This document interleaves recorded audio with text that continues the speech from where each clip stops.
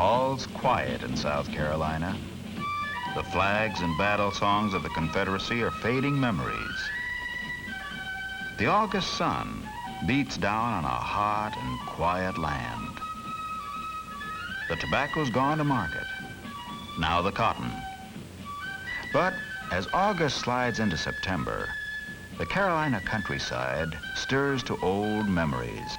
Old times are gone, but not forgotten, as once again a great sound thrills the air. Dixie. But the distant sound of Dixie is mixed with the roar of engines.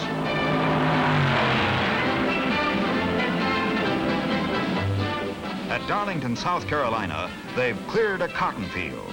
And look out on Labor Day.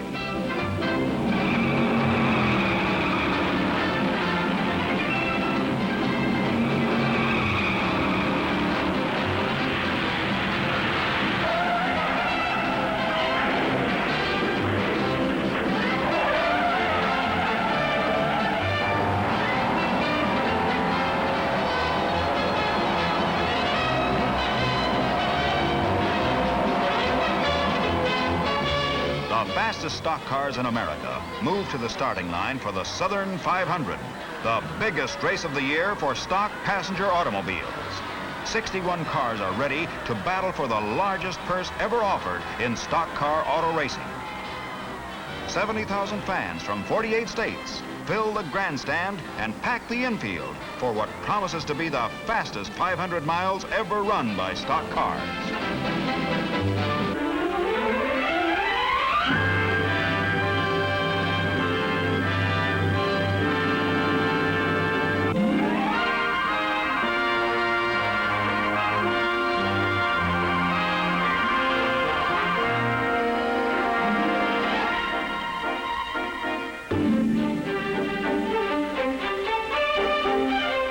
The battle flag of the Confederacy flies again, but only as a symbol of the biggest jubilee south of the Mason-Dixon line. The fun started a week ago when Darlington, a quiet town of 6,000, hung out the welcome sign. From far and near, the fans began to gather. Old times were gone, but not forgotten. This would be Carolina's biggest carnival.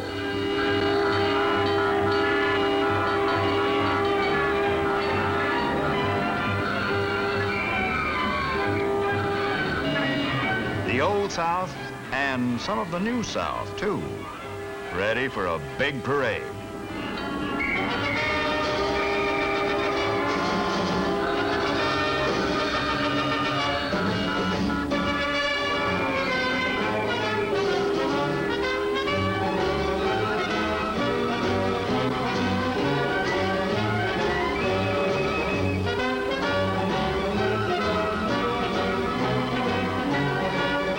But as Darlington told the world, y'all come.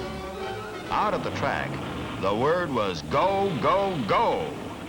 Paul Goldsmith, in number 3, is ready for a qualification run that will earn him a starting position. Average speeds in practice have topped 116 miles an hour, 125 miles an hour on the straightaways. The pit area swarms with mechanics getting their entries ready to run. Goldsmith, a red-hot rookie in last year's race, eases his number 3 Ford into a warm-up lap before taking the green flag. Goldsmith's car is tuned by Smokey Unick, part mechanic, part magician. Unick has turned the wrenches on 3 winners in past 500s. Also watching from the pit wall is the man who drove for Unick in those 3 memorable wins, Herb Thomas. Thomas is known as a shrewd and steady driver. How fast, he wonders, do the new men go? Goldsmith roars out of the practice lap to take the green flag.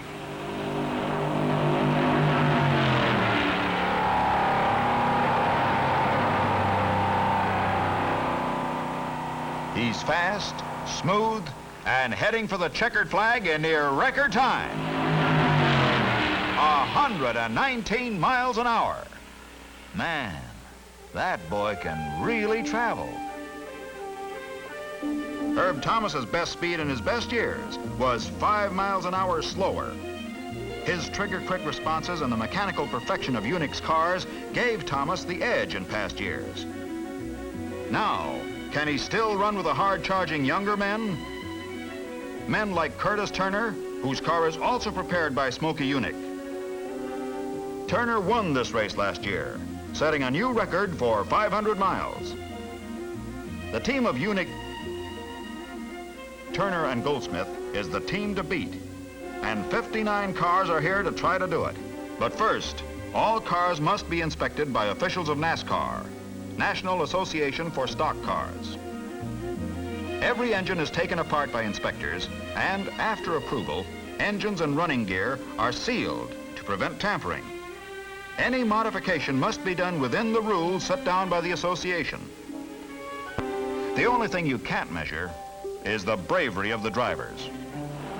Fireball Roberts, flat-footed through a corner, 116 miles an hour. Speedy Thompson, second place finisher last year, average 118 miles an hour. Curtis Turner, last year's winner in Unique's new car, 117 miles an hour. The boys are really in a mood to go, go, go. The gates of the track infield are opened, and fans begin an all-night wait.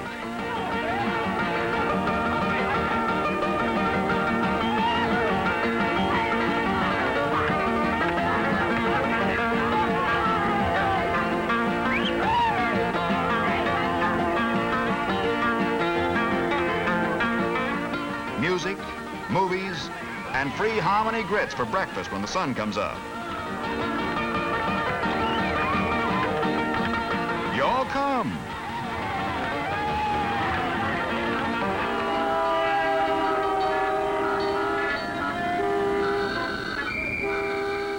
Race morning, and still the fans are coming. Some of them have camped out in their cars since sunup, waiting for their turn through the tunnel under the backstretch and onto the 60-acre infield. There's a field that overnight sprouts cars instead of cotton. Say, man, it's morning. Morning, that is. On the front stretch, the Winyah High School Band, the national champions for the past 3 years, swings out with a Southern welcome.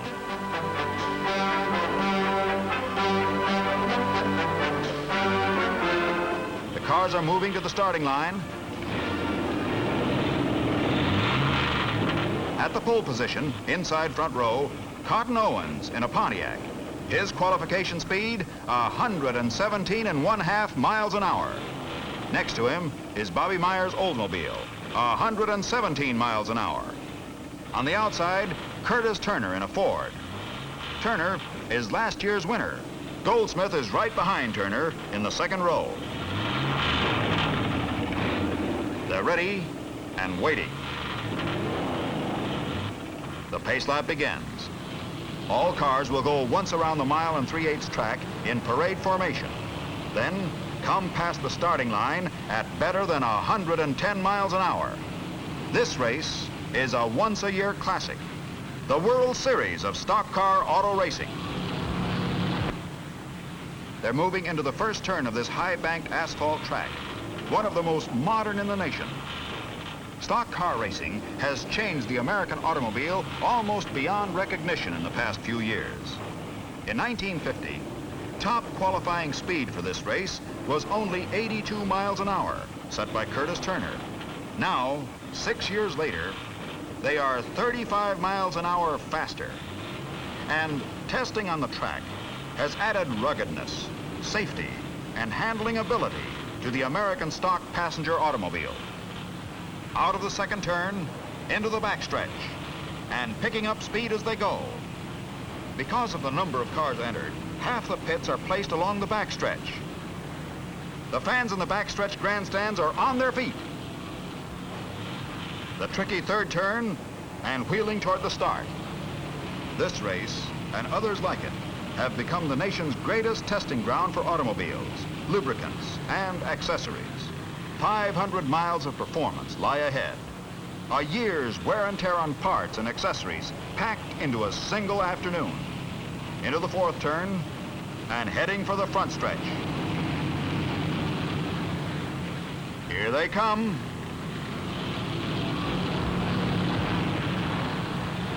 The green flag. They're off.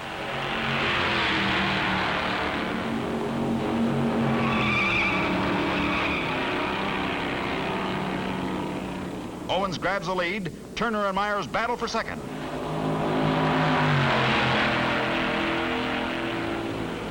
Down the backstretch at 110 miles an hour. Dirt and dust obscure vision and threaten to choke engines. The third turn. The leader in trouble. Owens slides and recovers at 115 miles an hour. On the fourth turn, Curtis Turner holds on to second place. Myers is third, Paul Goldsmith right behind him. End of lap one, and look at them go.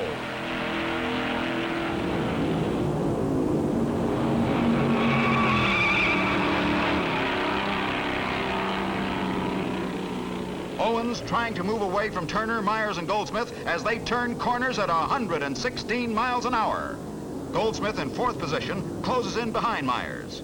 There's only one fast and safe way through the fourth turn. Stay in line. Here comes Owens.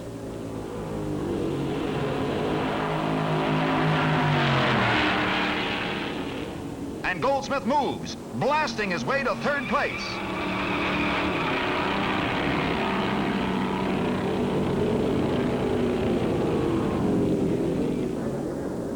On the backstretch, Curtis Turner hauls up on Owens as the leaders catch up to the tail of the field.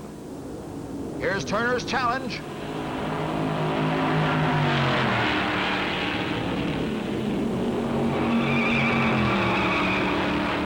Owens holds him off. But Smokey Yunick waits for them to come around again. On the fourth turn, Curtis Turner gets next to the rail, pours on the coal, and grabs the lead.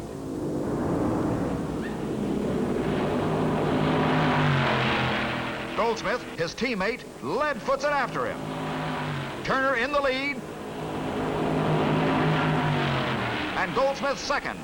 That's okay for Smokey Yunick. Herb Thomas's car in the pits. But Herb isn't behind the wheel. In a last-minute switch, Fonty Flock, the old pro of auto racing, is driving.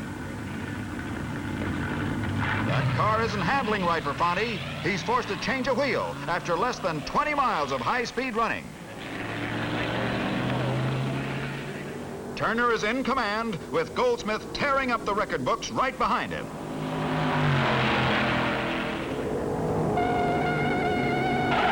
Fonty Flock in Thomas's car spins out at the end of the backstretch.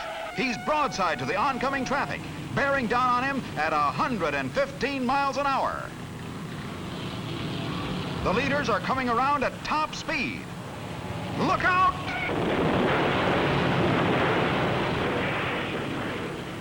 Bobby Myers and Paul Goldsmith slam into the stalled car.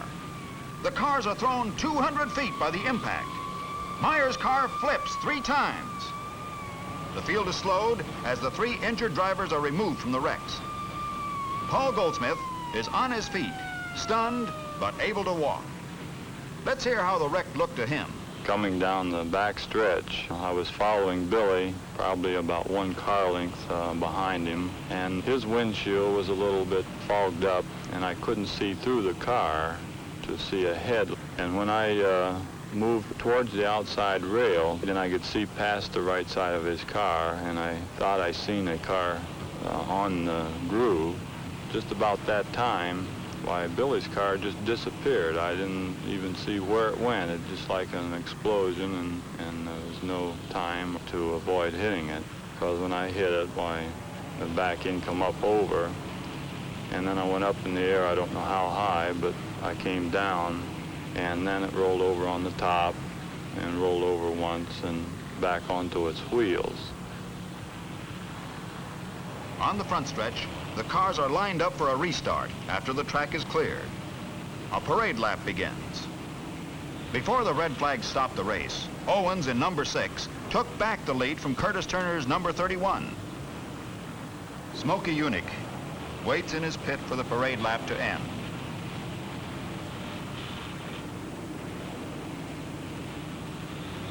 They're ready to run again.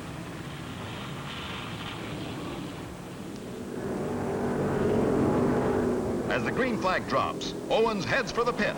Turner is forced out of position, and Lee Petty in number 42 gets in the groove next to the rail. Lee Petty's Oldsmobile roars to the lead.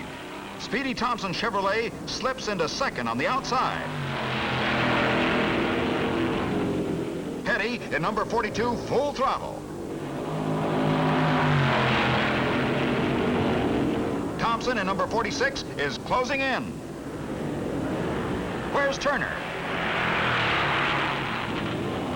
Turner, like Owens, has given his car a pounding ride in the battle for first place. The average speed for the first 25 laps has been 112 miles an hour.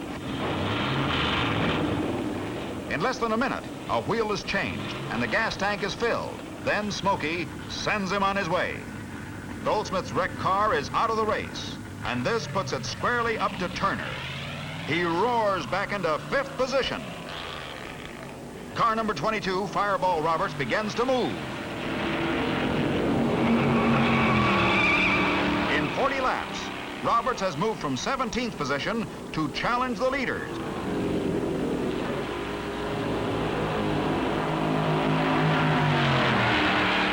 He roars past his pit in second place. A lead foot, a wise head, and a fast car. Turner makes up for lost time. Roberts closes in on Lee Petty in first place.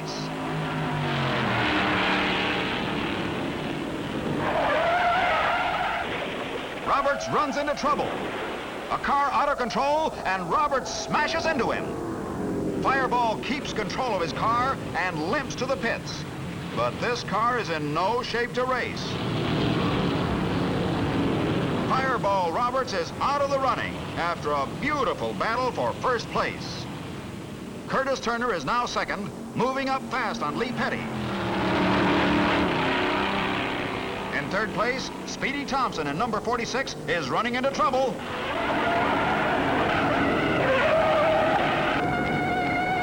Jack Smith in number 47 is waiting and hoping.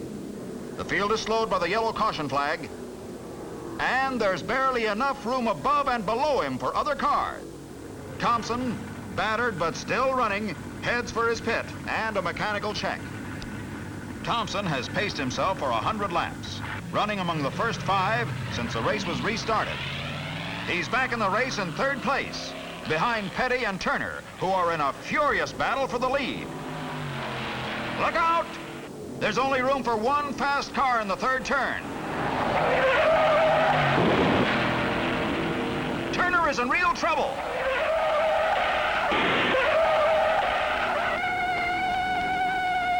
In Turner's first brush with the wall, his fender was crushed, and as he roared through the turn at 110 miles an hour, jagged metal ripped through his right rear tire.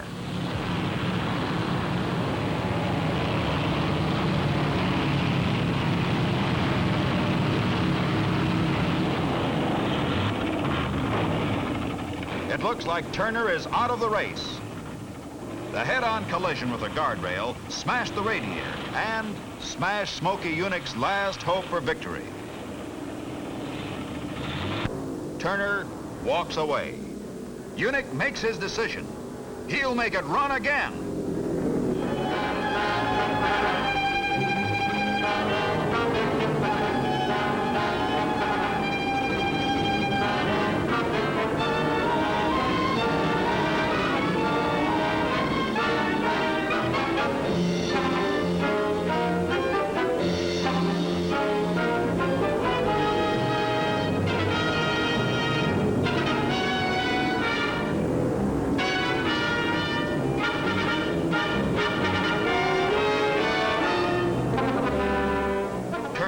Impatient now, itching to take the wheel.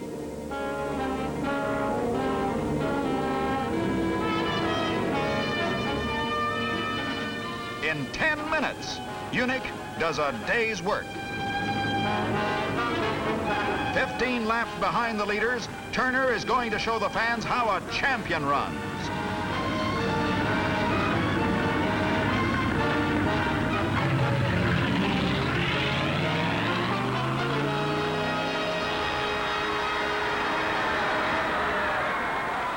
It's been a tough day for the man who brought two sure winners to Darlington. Lee Petty in number 42 still running wide open, setting a pace that means trouble to slower drivers. Uh-oh!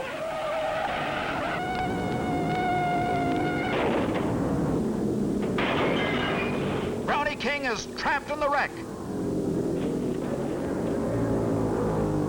The yellow flag warns all drivers. But he's getting out. He's all right.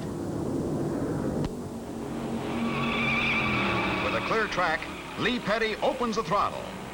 Speedy Thompson is half a lap behind. Thompson is cutting Petty's lead, and number 42 answers by turning laps at 109 miles an hour.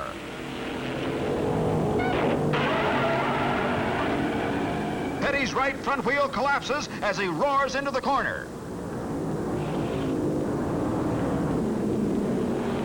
Speedy Thompson in number 46 Chevrolet takes the lead, and a tow truck takes Petty's car.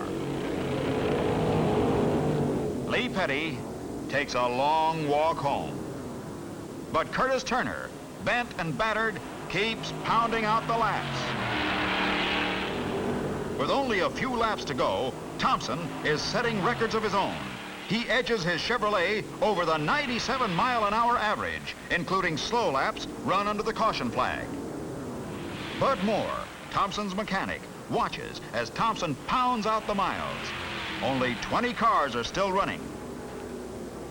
The white flag. Speedy Thompson begins his last lap, the longest lap in the race for his mechanic and pit crew.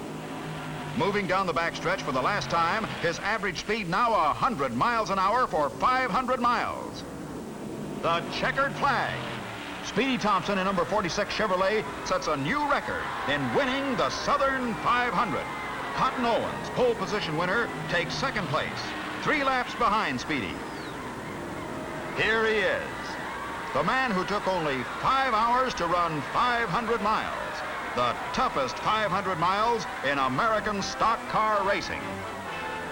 The fastest 500 miles ever run by an American stock passenger automobile was run here at Darlington today. Thompson, in his race for the checkered flag, moved through traffic at 115 miles an hour. The average speed for this race was 25 miles an hour faster than the average for the first Southern 500, run only 8 years ago.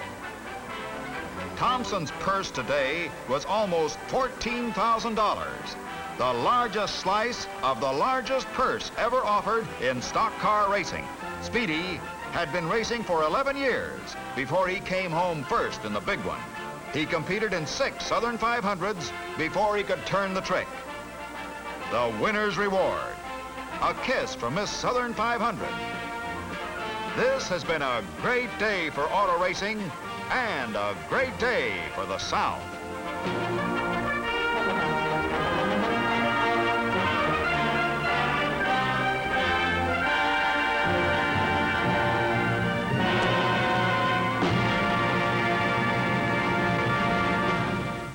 At the Southern 500, as on the highways, power, speed, and performance are largely a matter of the right piston rings. Pedrick rings are used as original equipment or for official replacement service by such famous manufacturers as Chevrolet, Ford, White, Cummins, Mack, and many others. Pedrick's revolutionary Formflex chrome oil ring with the exclusive equalizer is the secret of unexcelled engine performance. No other ring can match the all-round performance of Pedrick Formflex in any installation. Racing car drivers, vehicle manufacturers, fleet operators, jobbers, and repairmen agree that Pedrick rings give complete and lasting satisfaction.